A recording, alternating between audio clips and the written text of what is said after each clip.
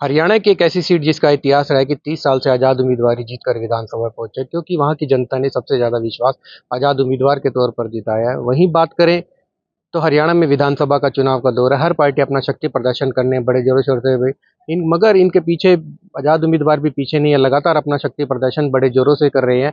वहीं हमारे साथ दिनेश कौशिक जी जुड़े हैं, जो आज़ाद उम्मीदवार के तौर पर पुंडरी विधानसभा से चुनावी मैदान में उतरे। आइए उनसे जानते हैं। सर जी, नमस्कार, दैनिक सवेरा टीम में आपका बहुत-बहुत स्वागत है। नमस्कार, प्रणाम, सभी को मेरा नमस्कार। तो सर पहले पार्टी पर विश्वास जताया था आपने कि बीजेपी पार्टी टिकट देगी, जी, मगर फिर पुंडरी की जनता ने आपको एक आज़ाद उम्मीदवार के तौर पर उतारा है। जी। क्योंकि मैं तो बहुत लंबे समय से कोशिश कर रहा था बीजेपी पार्टी में और लगभग 10 वर्ष का समय हो गया है। मैं 2 बार यहाँ से विधायक रहा हूँ आज़ाद 2005 में और 2014 में। और मुझे पता है कि किस तरह से हमारे हलके के लोग हमें पसंद करते हैं, चाहते हैं, उनका लगाव, उनका स्नेह, उनका प्यार मेरे साथ है। लेकिन मैं पार्टी के माध्यम से इलेक्शन लड़ना चाहता था, लेकिन मेरे साथ धोखा हुआ। 2019 में भी इसी तरह से मेरा टिकट काट दिया गया था और 2024 में फिर से मेरा टिकट काट दिया गया और मुझे मजबूरन, क्योंकि इलेक्शन लड़ना था, लेकिन मैं सोचता था कि टिकट के ऊपर लड़ा जाएगा तो थोड़ा अच्छा है। फिर फैसला यही किया कि हम सब लोग इंडिपेंडेंट ही इलेक्शन लड़ें। शायद इस क्षेत्र के भाग्य में 7वीं बार फिर से आज़ाद विधायक ही हो। तो सर लगातार बात करें तो भाजपा की जो टिकटों का वितरण हुआ है मेरिट के आधार पर नहीं हुआ है, जी, और बिल्कुल। लगातार भाजपा के नेता बगावत करने पर उतर गए थे पार्टी के खिलाफ। जी, तो कहीं आज़ाद, हर बात करें तो 90 विधानसभा में भाजपा के खिलाफ आज़ाद उम्मीदवार के तौर पर उतरे हैं।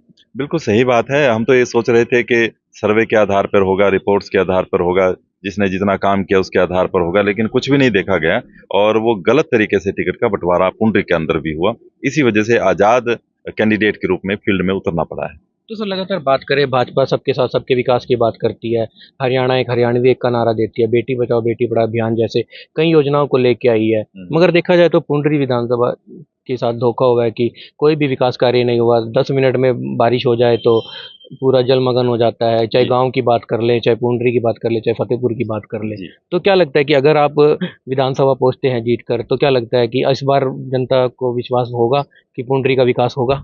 देखिए, एक बार जनता किसी को भी आज़ाद विधायक बना देती है, लेकिन जब दूसरी बार बनाती है, तो वो उसके कार्यों को देखकर, उसकी सोच को देखकर, उनकी विचारधारा को देखकर ही दूसरी बार बनाते हैं। मुझे 2 बार बनाया गया है और आप विश्वास रखिएगा कि तीसरी बार भी पुंडरी हलके की जनता हमें बनाएगी, जिताएगी और पूरे भारत के अंदर एक इतिहास होगा कि कोई भी विधायक आज तक 3 बार इंडिपेंडेंट नहीं बना है और पुंडरी से इस बार आज़ाद विधायक ही बनेंगे और ये इतिहास बनेगा।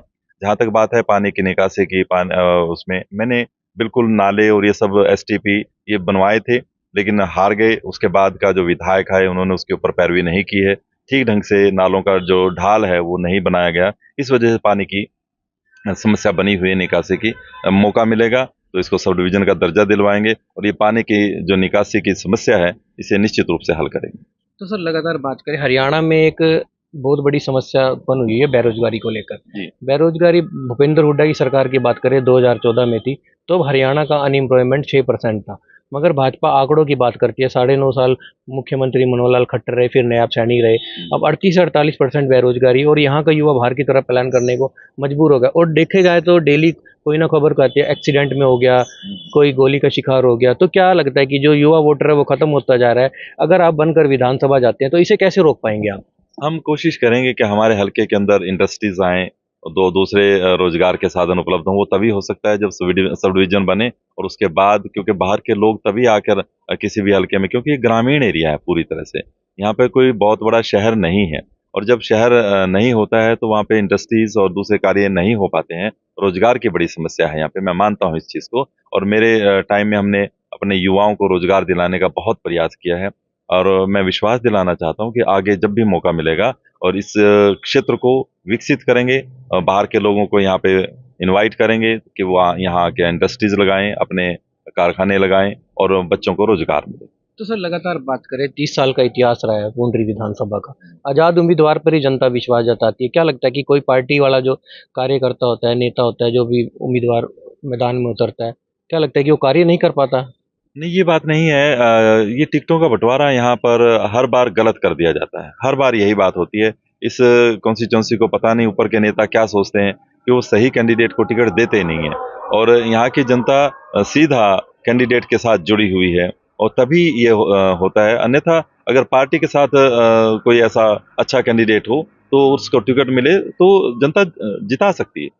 तो सर लगातार आप जनता के बीच में जा रहे हैं, बड़े लंबे समय से सक्रिय हैं, 2 बार विधायक भी रह चुके हैं। जी। मगर अब जनता से कैसा प्यार और क्या मिल रहा है? क्या लगता है कि जीत बहुत निश्चित होएगी इस बार? बहुत अच्छा लग रहा है और बहुत प्यार मिल रहा है। मैंने शुरू में तो आज़ाद के कैंडिडेट के रूप में तैयारी नहीं की थी, लेकिन इस बार बाद में मैं पूरी तरह से हर गाँव के अंदर जा रहा हूँ और बड़ा प्यार और स्नेह उनका मिल रहा है। आप में से भी आप हमारे इन साथियों को पूछ सकते हैं, देख सकते हैं और जो भी क्लिप्स हैं वहाँ की वो देख सकते हैं कि किस तरह से प्यार जनता का है और निश्चित रूप से आपको जीत मिलेगी। तो सर लगातार बात करें भाजपा नेताओं की बात करें, जिनको टिकट दिया है, एक पहले उनका मामला भी कर जेल में भी रह के हैं। क्या लगता है कि जो शिक्षावचवी नेताओं की खत्म करने की तादाद पर है बीजेपी? बीजेपी का अब की बार समझ में नहीं आया कि उन्होंने किस तरह से और किस आधार पर ये टिकट दे दिया है, क्योंकि ये तो किसी तरह से भाजपा में इनका कोई लेना देना था ही नहीं। कोई 6 महीने पहले आए, जो बाहर लड़कों को डोंकी के थ्रू, जो इलीगल तरीका था उसके थ्रू भेजने का काम करते हैं, पैसे अच्छे कमाए हुए हैं और उस पैसे के आधार के ऊपर ये टिकट ले गए। लेकिन ये नहीं देखा पार्टी ने कि कौन निष्ठावान कार्य करता है, कौन उनके साथ मिलकर चलता है, किसकी जो छवि वो साफ है, ये कुछ भी नहीं देखा गया। तो क्या लगता है सर, जैसे पहले भाजपा थी, अडवाणी की भाजपा थी, वो नहीं रही। पहले पार्टी, पहले बोलते थे पहले देश फिर पार्टी फिर स्वयं। क्या लगता है अब स्वयं फिर पार्टी फिर देश हो गया, लास्ट में आ गया नहीं, देश नहीं, अब? मैं ये नहीं कहना चाहता। मैं मोदी जी का आदर करता हूँ, मैं केंद्र सरकार का आदर करता हूँ और उनकी नीतियों का समर्थन करता हूँ। लेकिन हम लोकल लेवल की बात करें कि लोकल लेवल पर इस तरह का कार्य हुआ है।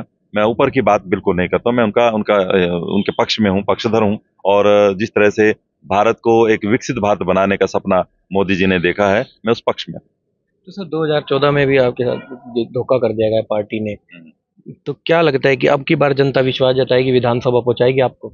बिल्कुल, मुझे क्योंकि माहौल के ऊपर सब पता चल जाता है, लोगों के सोच से, विचार से, चेहरे से, उनकी बातचीत से सब पता चल जाता है कि वो आपके पक्ष में है या विपक्ष में है। तो मुझे लगता है कि इस बार वो हमें मौका ज़रूर देंगे। तो सर बात करें तो जातिवाद को एक बीजेपी के राज में बढ़ावा मिला है। ठीक है, लगातार कांग्रेस बोलती है कि जातिवाद की राजनीति करती है बीजेपी। तो कहीं हिंदू सिख को करा देती है, मुस्लिम हिंदू को करा देती है। बड़े बड़े जैसे गाला कांड हो गया, गोदारा कांड हो गया, अब क्लीन चिट मिल गई है मोदी जी को इस पर।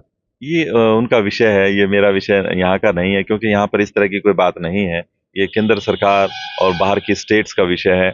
हमारे यहाँ हरियाणा के अंदर इस तरह से जातिवाद वाली कोई बात मुझे नज़र नहीं आई है। लेकिन मुझे इतना नज़र ज़रूर आया है, इतना ज़रूर देखा है कि यहाँ जो टिकटों का बंटवारा है, वो बिल्कुल सरासर गलत हुआ है। तो सर कांग्रेस में एक आगाज हुआ था हरियाणा मांगे हिसाब को लेकर। दीपेंद्र हुड्डा ने दानवीर कर्ण की नगरी धरती से इसका आगाज किया था और पूरे भारत में उन्होंने यात्रा चलाई कि अपना 10 साल का हिसाब देके, कार्यकाल को देखे तो बीजेपी ने एक जो मिडिल क्लास के तबके का लोग है उसे मारने का काम किया है।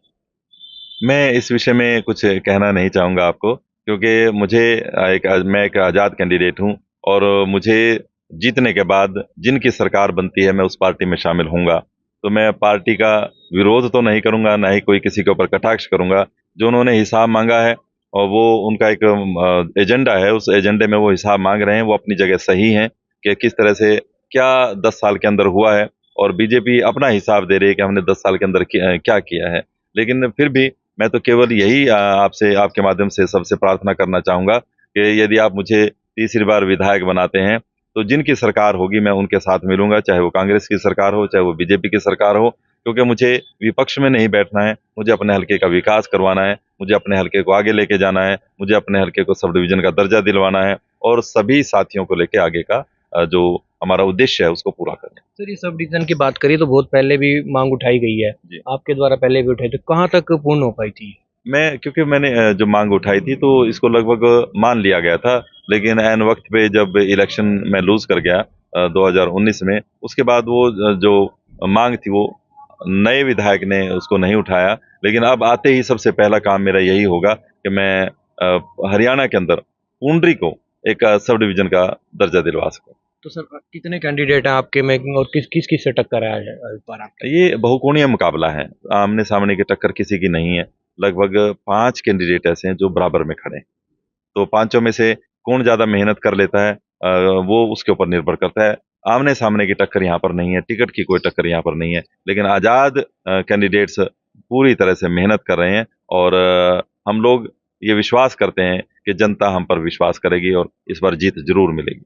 तो सर पिछली बार की बात करें तो पिछली बार भी पुंडरी की जनता के साथ धोखा हो गया था कि नए नए उद्योग लगाए जाएंगे, युवाओं जो बाहर की तरफ है उनको भी रोजगार के साधन उपलब्ध कराए जाएंगे।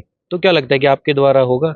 नहीं, मैं बिल्कुल प्रयास करूँगा, कोशिश करूँगा और मुझे विश्वास है पूरा कि मेरे जो साथी हैं, वो मेरी बात के ऊपर विश्वास करते हैं। मेरे ऊपर उनका पूरी तरह से विश्वास होते हुए हमेशा मेरा साथ दिया है, हमेशा मेरे संघर्ष में मेरे साथ रहे हैं। जो मैंने हिम्मत जुटाई है ये इलेक्शन लड़ने की, उसमें भी मेरे साथ हो रहे हैं। तो सर एक आखिरी सवाल आपसे, लगातार 30 साल से आज़ाद उम्मीदवार ही जीतता है, तो यहाँ की जनता आज़ाद उम्मीदवार से ही संतुष्ट होती है? ये नहीं, मैंने पहले भी बताया कि टिकटों का बंटवारा गलत होता है और हर बार पुंडरी को बलि का बकरा बना दिया जाता है। हर बार पुंडरी के ऊपर ही ये खेल खेला जाता है। कभी जातिवाद बीच में आ जाता है, कभी कुछ और बात बीच में आ जाती है और टिकट का बंटवारा गलत होने की वजह से ये इंडिपेंडेंट जो कैंडिडेट्स हैं वो जीत कर जाते हैं। तो सर अंत में आखिरी से आने वाली 5 तारीख को हमारे चैनल के माध्यम से जनता को क्या संदेश देना चाहेंगे आप? मैं जनता को और अपने भाइयों को, बहनों को, साथियों को यही प्रार्थना करना चाहूँगा कि आप अपने इस भाई को, जिसको आपने आजमाया हुआ है, जिसको आप जानते हैं, भली-भांति जानते हैं, काफ़ी लंबे समय से जानते हैं, आप अपने इस भाई को तीसरी बार वोट देकर, बहुत अधिक वोट देकर, केतली के निशान के ऊपर के सामने का बटन दबाकर विधानसभा भेजें। आपका बहुत-बहुत, बहुत-बहुत, बहुत-बहुत धन्यवाद। जैसा कि आप सबने दिनेश कौशिक जी को सुना, अब देखना है कि जनता किस पर विश्वास जताती है या फिर एक बार दोबारा इतिहास दर्ज होगा यहाँ पर।